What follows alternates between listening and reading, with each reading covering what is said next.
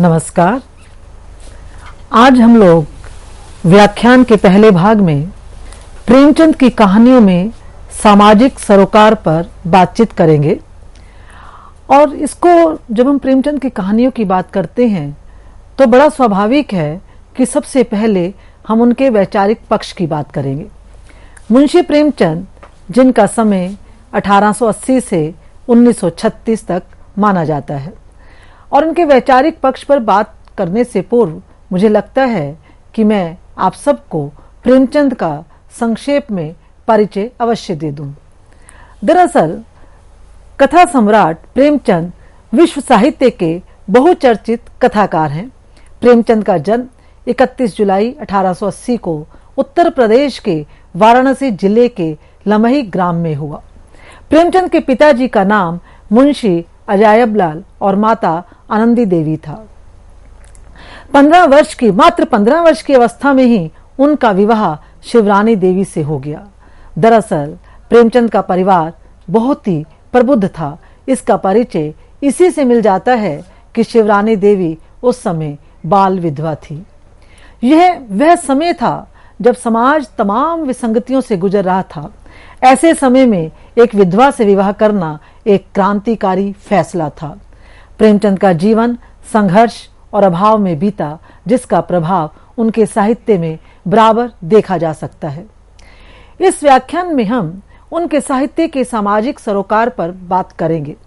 प्रेमचंद का जीवन आरंभ से ही पारिवारिक जिम्मेदारी का निर्वहन करते हुए बीता। मात्र 7 वर्ष की उम्र में ही उनकी माता की मृत्यु हो गई।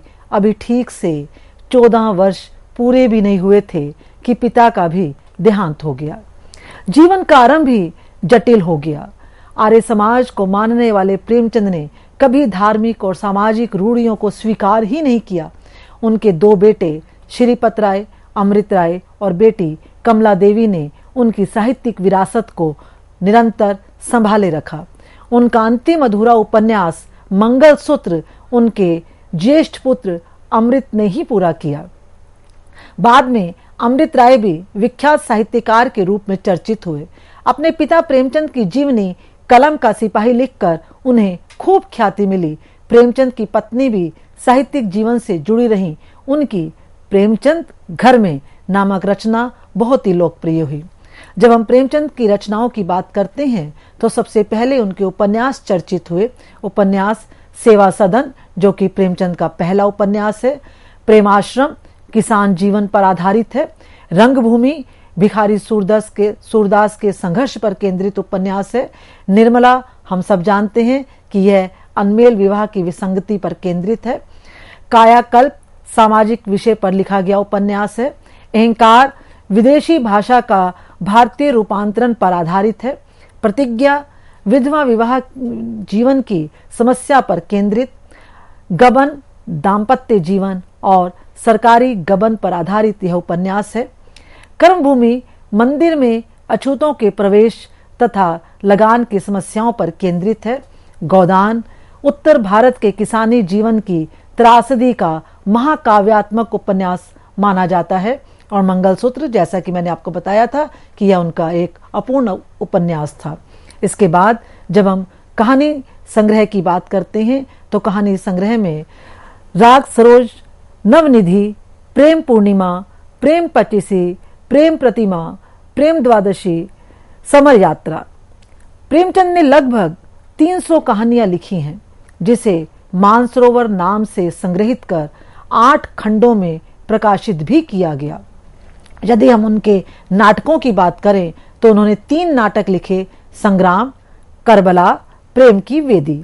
जब उनके हम अन्य साहित्य की चर्चा करते हैं तो प्रेमचंद विविध प्रसंग अमृत राय द्वारा संपादित प्रेमचंद की कथेतर रचनाओं का संग्रह है।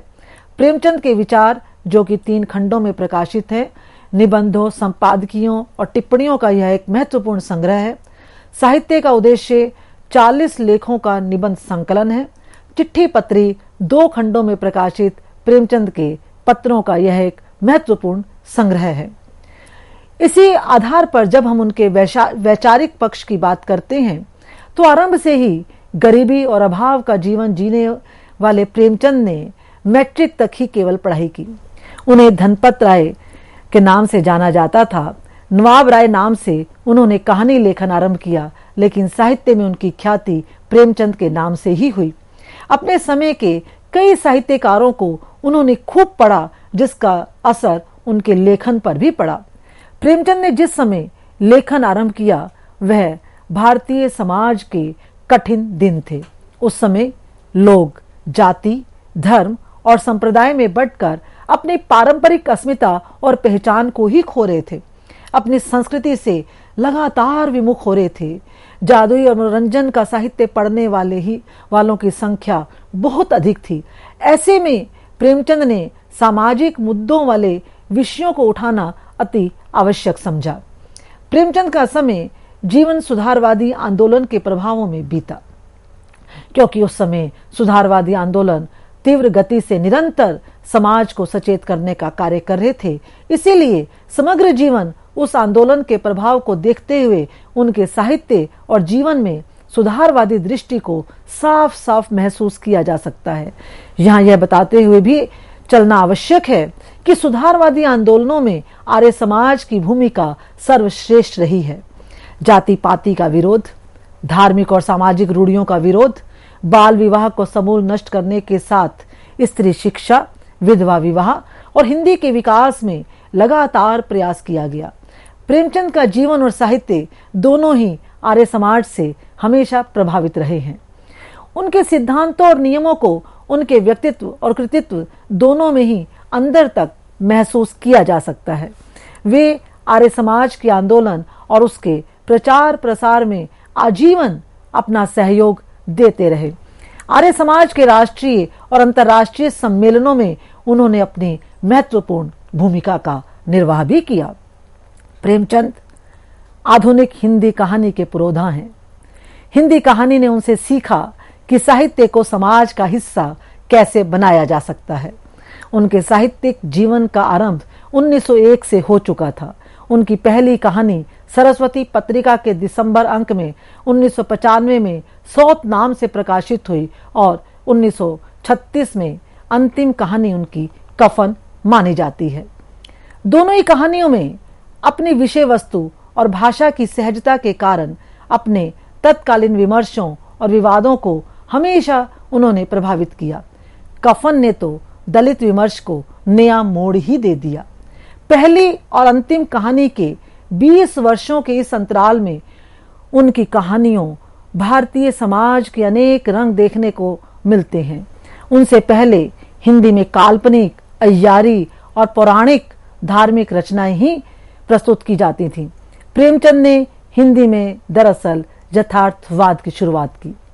साथियों, प्रेमचंद का कहना था कि साहित्यकार देशभक्ति और राजनीति के पीछे चलने वाली सच्चाई नहीं, बल्कि उसके आगे चलने वाली मशाल दिखाती हुई आगे चलने वाली सच्चाई है। यह बात उनके साहित्य में बखूबी उजागर हुई है।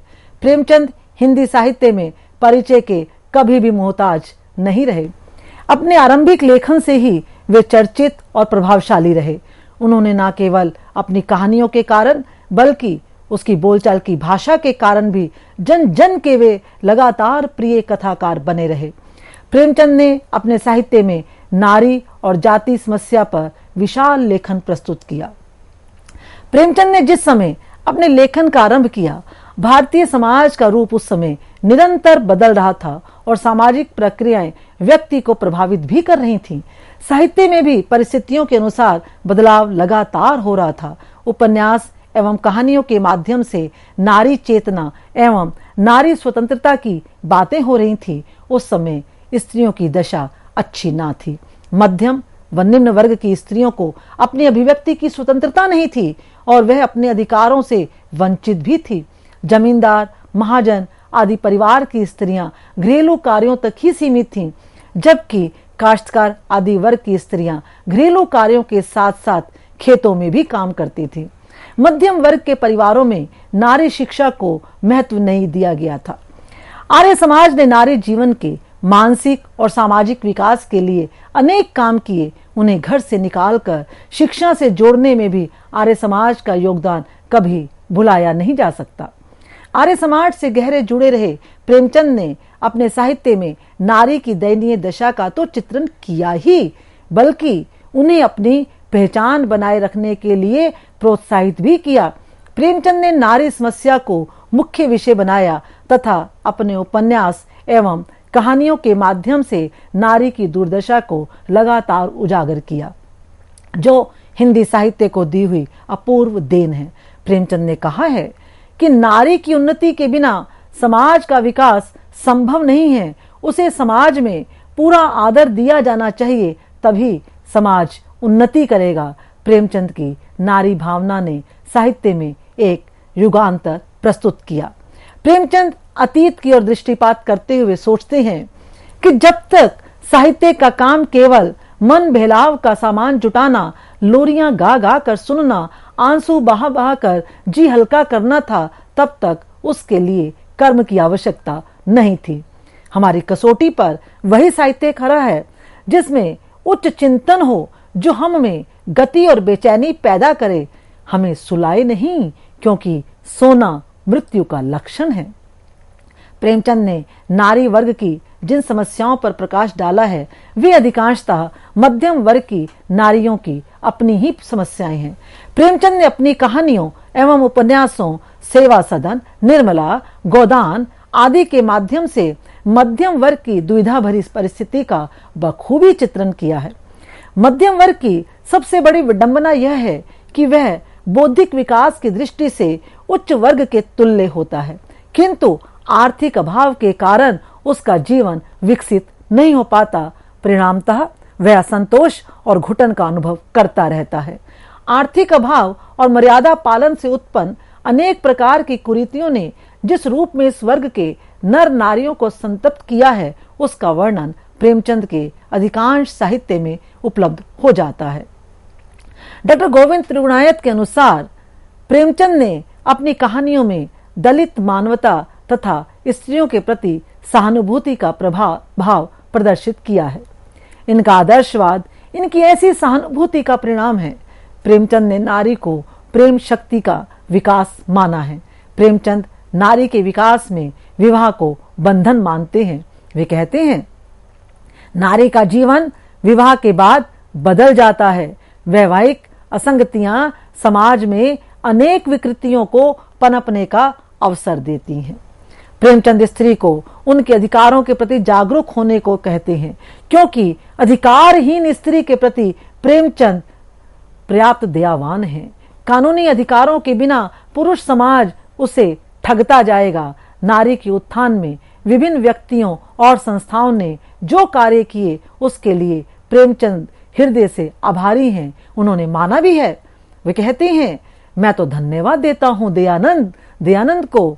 इन्होंने आर्य समाज का प्रचार करके स्त्रियों और समाज का बड़ा उद्धार किया है। साथियों, गोदान में संस्था विमेंस लीग में प्रोफेसर मेहता से प्रेमचंद ने जो भाषण दिलवाया है, उससे भी उन्होंने पुरुष से अधिक स्त्री शिक्षा की आवश्यकता पर बल दिया है। नहीं कहता देवियों को विद्या की जरूरत नहीं है। पुरुषों से अधिक प्रेमचंद ने अपने संपूर्ण साहित्य में जाति प्रथा का विरोध करते हुए दलितों और असहायों को मुख्य पात्र के रूप में प्रस्तुत कर उन्हें जो सम्मान दिया, वह किसी अन्य से संभव हो ही नहीं सका। उन्होंने अपने कथा साहित्य में होरी, गोबर, भोला, झुनिया, सिलिया, सूरदास, घीसू, माधव जैसे हाशिए पर खड़े चरित्रों को मुख्य धारा में लाकर खड़ा कर दिया। कोई कुछ भी कहे, चाहे विमर्शों के इस दौर में कोई उन पर विचारधाराओं के कितने भी आरोप क्यों ना लगाएं, पर दलितों और असहायों के प्रति यह निष्ठा और श्रद्धा प्रेमचंद को आर्य समाज के संपर्क में ही रहकर मिले। प्रेमचंद के जीवन और साहित्य का मूल्यांकन किया जाए तो स्पष्ट हो जाता है कि उन्होंने अपने मानवीय और संवेदनशील विचारधारा से अपने समय और समाज के तमाम मनीषियों और विद्वानों को प्रभावित किया। समाज की मान्यताओं के प्रति प्रेमचंद की अटूट श्रद्धा थी। भारत की संस्कृति, शिक्षा और समाज के विकास में प्रेमचंद की भूमिका निर्णायक है। प्रेमचंद ने अपने साहित्य में धर्मांधता या सामाजिक विसंगति को प्रश्रय नहीं दिया, बल्कि धार्मिक और सामाजिक रूढ़ियों का पूरे बल के साथ विरोध किया। अपनी सामाजिक सरोकारों के सोच के कारण भारतीय समाज के समाज सेवी, साहित्यकार, कला चिंतक और अन्य क्षेत्रों के मनुष्यों को उन्होंने बखूबी प्रभावित भी किया। प्रेमचंद पूर्ण रूप से कथाकार हैं, ऐसे कथाकार जिन्होंने हिंदी साहित्य के कथा साहित्य को विकसित किया है, बल्कि विकसित ही नहीं, पूर्ण रूप से परिष्कृत भी किया है। हिंदी साहित्य में उनके कथा साहित्य का विशाल क्लेवर गंभीर भी है और सुरुचिपूर्ण भी। इसके अतिरिक्त प्रेमचंद संपादक के रूप में भी बहुचर्चित रहे। समय समय पर साहित्य, कला, संस्कृति के विभिन्न पक्षों पर अपनी टिप्पणियां देते रहे, जो हिंदी साहित्य की तमाम विधाओं की विषय वस्तु और भाषाई परिदृश्य को समझने में सहायता करती हैं। उनकी टिप्पणी वर्तमान साहित्य और समाज के लिए प्रेरणादायक और विचारणीय है। प्रेमचंद ने अपनी कहानियों के माध्यम से समाज की उन संवेदनाओं को उठाने का प्रयास किया जो उपेक्षित थी, इसीलिए उन्हें हाशिए के समाजों का वकील कहा गया। प्रेमचंद की कहानियां मानवीय जीवन की संघर्ष गाथा है, जिनमें जीवन का वास्तविक यथार्थ देखने को मिलता है। दरअसल साहित्य का उद्देश्य सही मायनों में किसी भी व्यक्ति को मानवता का पाठ पढ़ाना ही होता है। जब हम किसी भी इंसान को मानव बनाने की बात करते हैं तो हमारा तात्पर्य होता है कि उस व्यक्ति में सभी मानवीय गुण उपलब्ध कराए जाएं जो मानवीयता के आधार हैं। साहित्य वह विवेक पैदा करता है जो इंसान को ही गलत की पहचान कराता है। कथनी व करनी में समानता स्थापित करने के साथ ही उसे बनाए रखने की प्रेरणा भी साहित्य ही देता है। किसी भी व्यक्ति में इन गुणों को उपलब्ध कराने की क्षमता रखने वाला साहित्य ही उत्कृष्ट साहित्य की कोटि में आता है। प्रेमचंद साहित्य में स्वदेश्यता के प्रश्न को बेहद गंभीरता से उठाते हैं। प्रेमचंद का शुरुआती लेखन सुधारवादी दृष्टि का कहा जाता है, लेकिन ज्यों-ज्यों प्रेमचंद समकालीन को जज्ब करते जाते हैं, त्यों-त्यों उनका सुधारवादी दृष्टिकोण यथार्थोन्मुखी होता जाता है। उनके प्रारंभिक लेखन को किसी भी दृष्टि से पूर्णतः आदर्शवाद या सुधारवाद कहकर नकारा नहीं जा सकता। साहित्य में साहित्यकार का उतना ही महत्व है जितना साहित्य में उद्देश्य का। साहित्यकार वह दृष्टा होता है जो अपने बीते कल, आज और आने वाले कल की स्पष्ट व्याख्या कर पाता है। यूं भी कह सकते हैं कि वह काल का सृष्टा होता है। समय की सही व्याख्या एक सच्चा साहित्यकार ही कर सकता है। साथियों, साहित्यकार का महत्व प्रेमचंद बताते हैं कि इसमें शक नहीं कि साहित्यकार पैदा होता है, बनाया नहीं जा सकता। पर यदि हम शिक्षा और जिज्ञासा से प्रकृति की इस देन को बढ़ा सकें तो निश्चय ही हम साहित्य की अधिक सेवा कर सकेंगे। प्रेमचंद साहित्य और समाज के जुड़ाव की बात पर जोर देते हैं। उनके अनुसार समाज से साहित्य का जुड़ाव जितना अधिक होगा उतना ही उसका लेखन विश्वसनीय होगा। प्रेमचंद की रचनाओं के जटिल यथार्थ को उनके वैचारिक गद्य की रोशनी में और अधिक स्पष्टता के साथ समझा जा सकता है। प्रेमचंद का समस्त लेखन भारतीय ब्राह्मणवाद एवं भारतीय साम्राज्यवाद से संघर्षरत आम भारतीय मनुष्य का इतिहास है। इससे अलग कर ना तो इसे समझा जा सकता है और ना ही इसकी कोई मुकम्मल या सार्थक व्याख्या प्रस्तुत की जा सकती है। बूढ़े और बच्चे सभी चरखा काटते हैं, विदेशी वस्त्र जलाए जाएं, हिंदू अस्पृश्यता का त्याग करें, छात्र सरकारी स्कूलों और कॉलेजों में पढ़ना छोड़ दें और सरकारी कर्मचारी नौकरियों को इस्तीफा दे दें, हम देखेंगे कि पूर्ण स्वराज हमारे दरवाजे पर दस्तक देता हुआ पहुंच जाएगा। बाद में चलकर बहुत से सरकारी कर्मचारी भी इस आंदोलन में भाग लेने लगे। इस आंदोलन में सबसे प्रमुख बात थी कि स्त्रियों और दलितों की भागीदारी। प्रेमचंद गांधी जी से भी बहुत हद तक प्रभावित थे और यही कारण है कि उनके साहित्य में सभी वर्गों के पात्र आजादी की लड़ाई में भाग लेते हुए दिखाई देते हैं। महात्मा गांधी द्वारा शुरू में किए गए सत्याग्रह आंदोलन और फिर आगे चलकर शुरू किए गए सविनय अवज्ञा आंदोलन में समाज के लगभग सभी वर्गों ने हिस्सा लिया और यह भागीदारी निरंतर व्यापक होती चली गई। गांधी जी ने समाज के सभी वर्गों से इसमें भाग लेने की अपील की थी। सविनय अवज्ञा आंदोलन की घोषणा के बाद उन्होंने आह्वान किया कि गांव गैर कानूनी नमक तैयार करे या ले आए, स्त्रियां शराब की दुकानों, अफीम की अड्डों और विदेशी वस्त्रों की दुकानों पर धरना दें।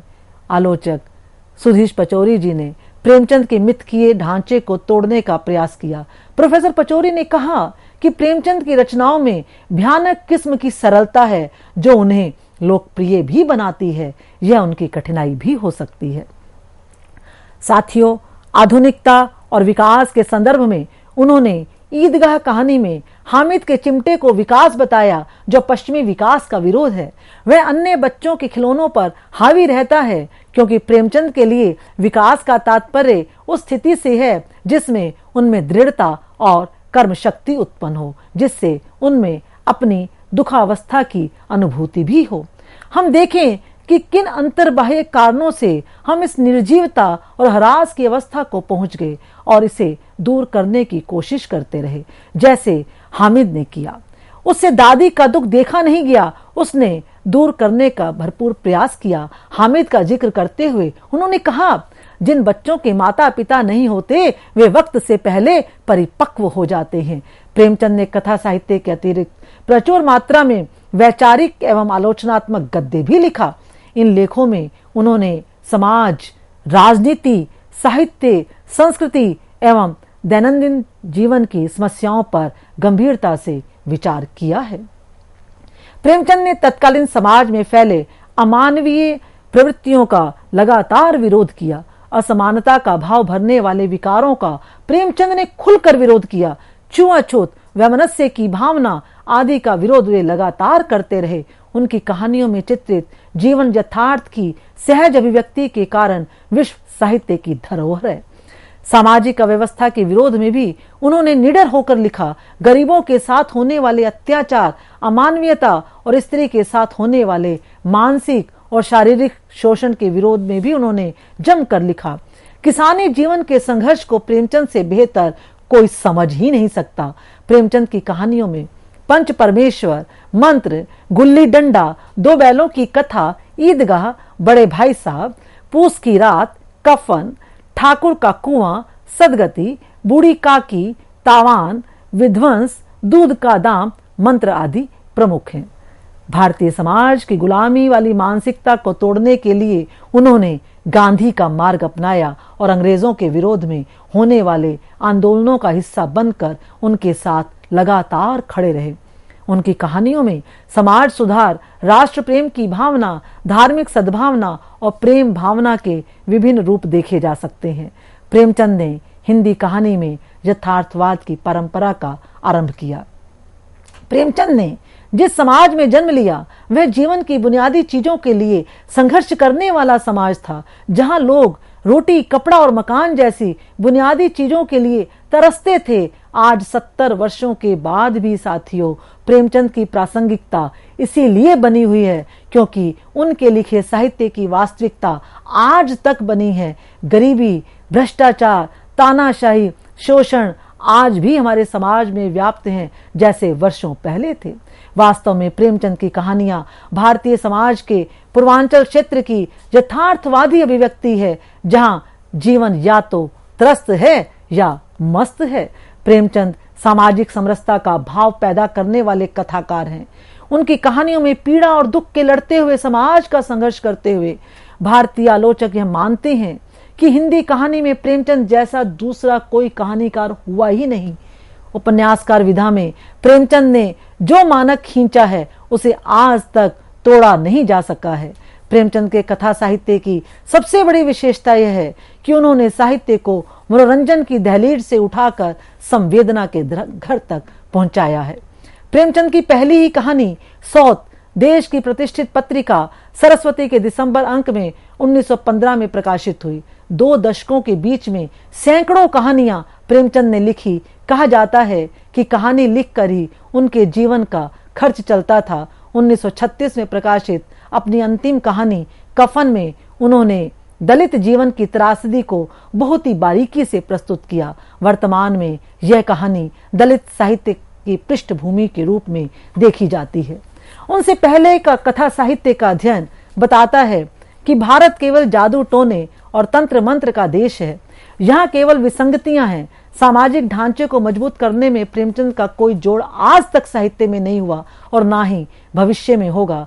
प्रेमचंद ने अपने साहित्यिक जीवन में कहानी, उपन्यास, नाटक का सृजन तो किया ही, आलोचना विधा में भी उन्होंने अपनी मजबूत उपस्थिति दर्ज की है। देश की प्रतिष्ठित पत्रिका हंस उनके ही संपादन में आरंभ हुई।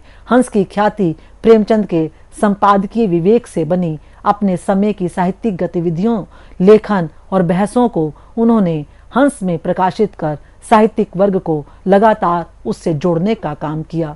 इस प्रकार निष्कर्ष रूप में देखें तो कह सकते हैं प्रेमचंद का कहानी साहित्य हाशिए पर खड़े मानव की आंतरिक पीड़ा की अभिव्यक्ति है। मानवीय जीवन की जितनी त्रासदियां हो सकती हैं सभी उनकी कहानियों में चित्रित हैं। भारतीय समाज में कथा सम्राट के नाम से चर्चित प्रेमचंद का जीवन और साहित्य दोनों में संघर्ष है। जीवन की छोटी छोटी चीजों के लिए उन्होंने तमाम कष्ट उठाए।